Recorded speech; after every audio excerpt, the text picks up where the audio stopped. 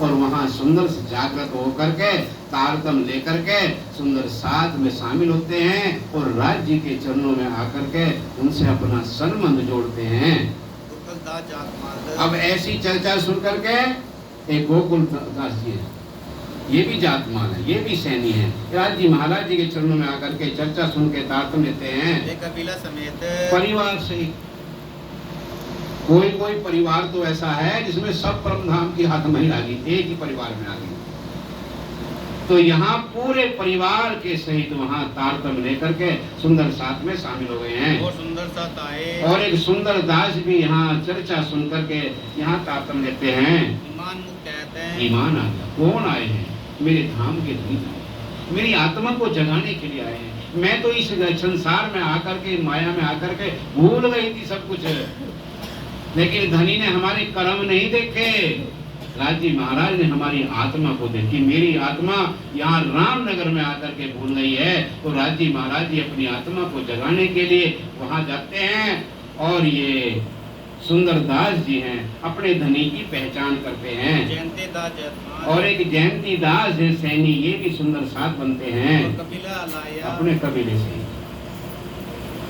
क्योंकि राज जी महाराज आ गए हैं, पूर्ण ब्रह्म परमात्मा आ गए हैं। जिस परमात्मा को पाने के लिए ऋषि मुनि ब्रह्मा विष्णु शंकर भगवान भी तपस्या कर रहे हैं कि हमें भी वो पूर्ण ब्रह्म परमात्मा मिल जावे, उनके चरण मिल जावे, उनका ज्ञान मिल जावे, तो हम भी उस परम धाम को प्राप्त कर ले। तो आप ही जो सुंदर साथ होते जयंती भाई चर्चा सुनते हैं, तारतम लेते हैं, तो सोचे मेरा तो उद्धार हो गया, मेरे परिवार का भी उद्धार होना चाहिए भाई। इसलिए पूरे परिवार सहित तारतम लेकर के सुंदर साथ में शामिल हुए हैं। फिर पीछे से बुलाया। फिर आप बाद में कौन आते हैं? पहले आपको ईमान हाँ, पहले जयंती दास जी तारतम लेते हैं, उसके बाद में उनके जो परिवार वाले हैं वो तारतम लेते हैं। हरे राम भाई और हरि राम भाई होते हैं, ये भी यहाँ तारतम लेते हैं। और लड़ेती बहन है, ये भी यहाँ परमधाम की आत्मा आकर के अपने आप को भूल गए थे। राज जी महाराज जी उनकी आत्मा को जागृत करते हैं। चंदा जी की आत्मा को यहाँ जागृत करते हैं अपने कबीले।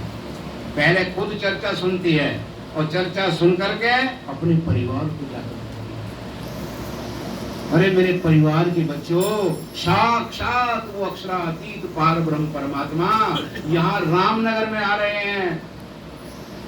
और रामनगर में आकर के एक ऐसी अद्भुत चर्चा करते हैं कि आज तक ऐसी चर्चा सुनी ही नहीं, किसी ने सुना ही नहीं ऐसी चर्चा। आओ तुम भी चलो, चर्चा को सुनो और चर्चा सुन करके अपनी आत्मा को जागृत करो। और आया सुंदर साथ था। और एक सुंदर भाई हैं, ये भी राज जी महाराज जी की चर्चा सुनने आते हैं और चर्चा सुन करके तारतम लेकर के सुंदर साथ में शामिल होते हैं। नानक पंथ में, ये नानक पंथ में थे, ये सिख थे, नानक जी की वाणी को मानते थे। श्री प्राणनाथ जी महाराज जी ने नानक जी की वाणी के द्वारा ही इन्हें पहचान करा दी कि गुरु नानक देव ने क्या कहा है भैया कि नानक एको सुमरिए जन्म मरण दुख जाए, और दूजा काहे सुमरिए जन्मे ते मर जाए। अरे भैया सुंदर सुनो, गुरु नानक देव कह रहे हैं कि एक पार ब्रह्म परमात्मा का भजन करो। जब तक उसे एक पार ब्रह्म परमात्मा का भजन नहीं करोगे, तब तक जन्म मरण के चक्र से नहीं छूट सकोगे, इस भव सागर को पार नहीं कर सकोगे। अगर एक परमात्मा को छोड़ करके अनोखों की पूजा करोगे, अनोखों का भजन करोगे, तो यही इस 84 लाख जन्म मरण के चक्र में भटकते रहोगे। फिर गुरु नानक देव ने कहा है कि वो परमात्मा कहाँ है? क्षर से परे अक्षर से पारा, और तय पुरुष का पुरो विचार कि वो परमात्मा कहाँ है? क्षर से परे अक्षर है और अक्षर से परे वो पार। और वो परमात्मा आवेंगे कब? आने वाले हैं। गुरु नानक देव ने कहा है कि उठ गई सभा मलेच्छ दी, कर कूड़ा प्रसार, डंका बाजे धर्म का नेह कलंक अवतार। नेह कलंक होए उतरसी महाबली अवतार, संत रक्षा जुग जुग करे दुष्टा करे संहार। नवा धर्म चलावसी जग में होहन हार, नानक कलयुग तारसी किरंतर नाम। कि वो पार ब्रह्म परमात्मा निष्कलंक स्वरूप में दुनिया में प्रकट होंगे और एक नया धर्म चलावेंगे। उनका ज्ञान ही नया होगा, और ऐसा नया ज्ञान कि संसार में आज तक उस ज्ञान को कोई वर्णन नहीं कर पाया। उस परमात्मा के धाम स्वरूप लीला का कोई भी वर्णन नहीं कर पाया। इसलिए वो पार ब्रह्म परमात्मा निष्कलंक स्वरूप में आकर के दुनिया को एक अखंड का ज्ञान देंगे, मुक्ति का मार्ग बताएंगे। इसलिए गुरु नानक देव ने कहा था, भैया ये पंथ छोड़ करके वो प्रणामी बन जाना सब। लेकिन कौन छोड़े अपना धर्म, कौन छोड़े अपनी कुर्सी। औरंगजेब के दरबार में क्या राज्य महाराज जी अपना संदेश दे, कौन अपनी कुर्सी छोड़ने तैयार। सबको कुर्सी प्यारा है, परमात्मा किसी को प्यारा नहीं है। परमात्मा के जो प्यारे होते हैं उन्हीं को ही परमात्मा प्यारे लगते हैं, नहीं तो संसार को परमात्मा प्यारे नहीं है। संसार को तो अपनी कुर्सी प्यारी है। कुर्सी ना छूट जाए चाहे परमात्मा छूट जाए, लेकिन ये नहीं समझते जिसने परमात्मा को छोड़ दिया उसका तो कोई भी यहाँ हिम्मत नहीं बन सकता। सारे देवी देवता उसको धिक्कार करते हैं। अरे धिक्कार है तुम्हारे जीवन में, तुम्हारे यहाँ पार ब्रह्म परमात्मा की वे आत्माएं आई और आकर के वो तुम्हें ज्ञान सुनाया, तुमने इस कुर्सी के कारण परमात्मा को छोड़ दिया। तो ऐसे लोगों को फरिश्ते भी लानत देते हैं, लानत। तो जब औरंगजेब के दरबार में सुंदर साध पैगाम लेकर के जाते हैं, तो जब वक्त आखिरत होगी ना तो उन लोगों को फरिश्ते लानत देंगे। ऐसे इस्लाम तुम्हें लानत है कि इमाम मेहदी के आदमी तुम्हारे यहाँ आए, अल्लाह ताला का ज्ञान लेकर के आए, और तुमने कुर्सी के कारण अल्लाह के ज्ञान को छुड़वा दिया। तुम अल्लाह के दुश्मन हो गए। उस समय देखना, उस समय हम भी होंगे, वे भी होंगे। उस समय उन लोगों का क्या हाल होगा।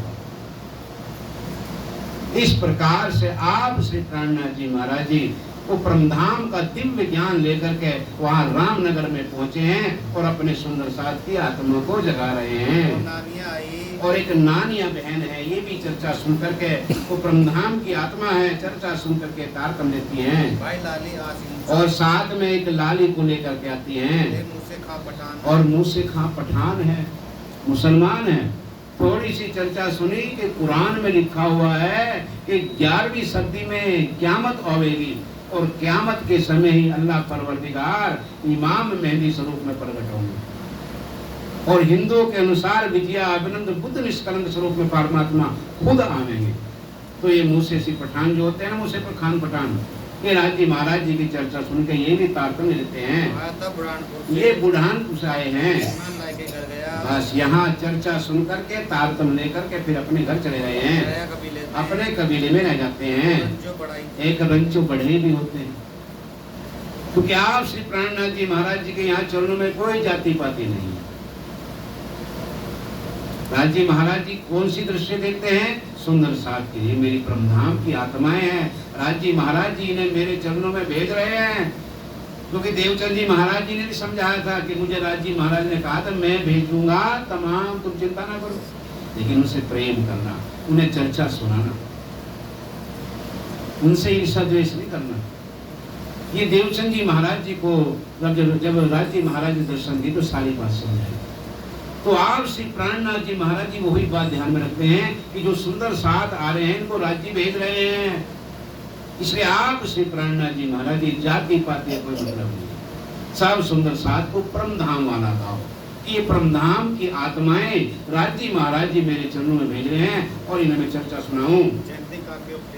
और जयंती काका भी यहाँ राज्य महाराज जी की अभी पहचान करते हैं, श्री राज्य महाराज जी के दर्शन करते हैं, दिल में ईमान मिलता है कि साक्षात पूर्ण ब्रह्म परमात्मा है भाई साक्षात। क्योंकि आप श्री प्राणनाथ जी महाराज जी हरिद्वार से सब वेद शास्त्र के द्वारा अपने स्वरूप की पहचान कराते हैं, सुंदर साथ पहचान कराते हैं कि ये कौन है, ये साक्षात पूर्ण ब्रह्म अक्षरातीत, जो हिंदू शास्त्र में लिखा हुआ है कि 28वें कलयुग में परमात्मा विजया अभिनंद बुद्ध